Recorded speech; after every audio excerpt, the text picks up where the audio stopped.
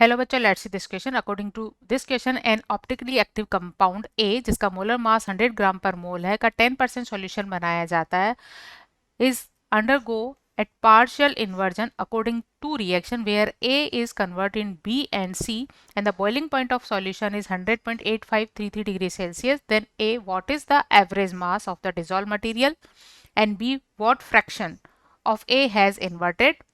Kb value for water is 0.512 Kelvin per mole Kg and the molar mass of B is 60.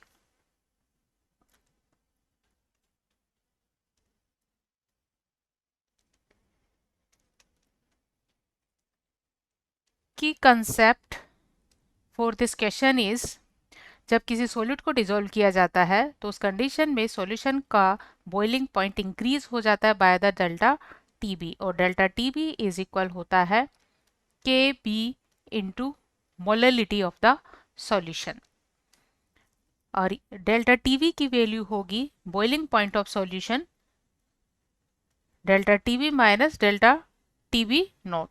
Delta T B naught pure solvent का boiling point है, और Kv value is the molar elevation constant and m is the molality of solution, and molality of solution is equal mass of the solute upon mass of the molar mass of the solution। और यहाँ पर हमें average mass, dissolve material का average mass लेना है into mass of solvent, mass of solvent into 1000। So यहाँ T B minus T naught value होगी 100.8533 minus 100। Pure water का वेपर प्रेशर बॉइलिंग पॉइंट होता है 100 degree Celsius. K B value given है 0.12512 into salt का solution है 10% W by W. A is 10% W by W. इसका meaning है कि सॉल्यूट का 10 ग्राम 100 ग्राम सॉल्यूशन में प्रेजेंट है, तो इसका मास है 10 ग्राम, और m एवरेज हमें यहाँ कैलकुलेट करना है। सॉल्वेंट का मास है, remaining mass of the solvent हो जाएगा 100 माइनस 10 इक्वल 90 ग्राम, तो सॉल्वेंट का ग्राम मास होगा 90 ग्राम इंटू 1000। सो यहाँ इसे कैलकुलेट करने पर डिसॉल्व मटेरियल का एवरेज मास मिल जाएगा, और ये वैल्यू है 6.6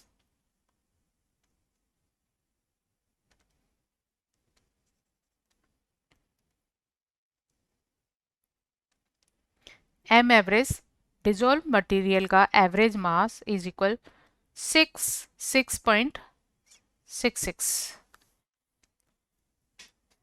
m average term slightly different है, क्योंकि जनरली हम जब डेल्टा टी बी की इक्वेशन लिखते हैं तो delta T B is equal होता I into K B into molarity. तो हम यार I टर्म यूज ना करके हम एवरेज मोलर मास यूज कर रहे हैं। तो एवरेज मोलर मास या डिसॉल्व मटेरियल का एवरेज मोलर मास होता है, और एवरेज मोलर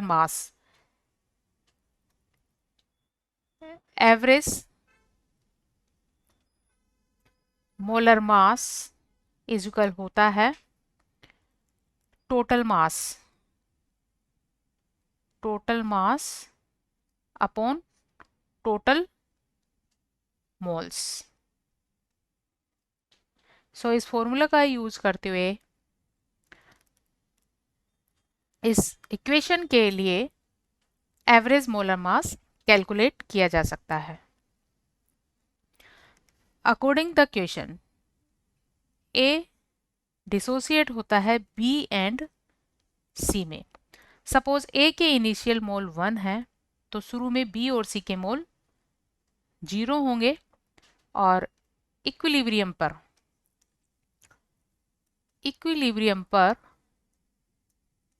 जब इक्विलिब्रियम एस्टेब्लिश हो जाएगा उस कंडीशन पर में बी के एक्स मोल बन जाते हैं और सी के भी एक्स मोल बन जाते हैं, तो ए के मोल रह जाते हैं 1 माइनस एक्स।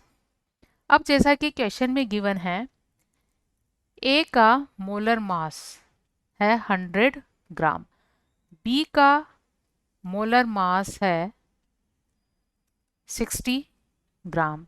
तो यहाँ मोलर मास ऑफ सी हो जाएगा 100 माइनस 60 इज इक्वल 40 ग्राम। तो इनके मोलर मासेस और इनके नंबर ऑफ मोल्स का यूज करते हुए हम इनका टोटल मास कैलकुलेट करेंगे।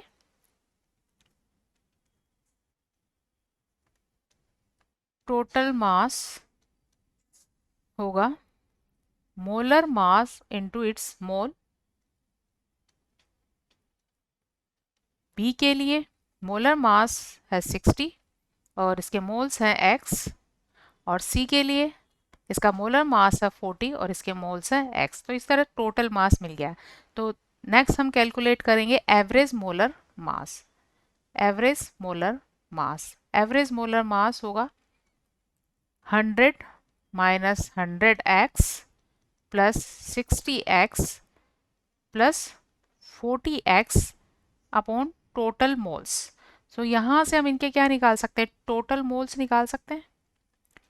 टोटल मोल्स आफ्टर इन्वर्जन ये होंगे 1 minus x plus x is equal 1 plus x.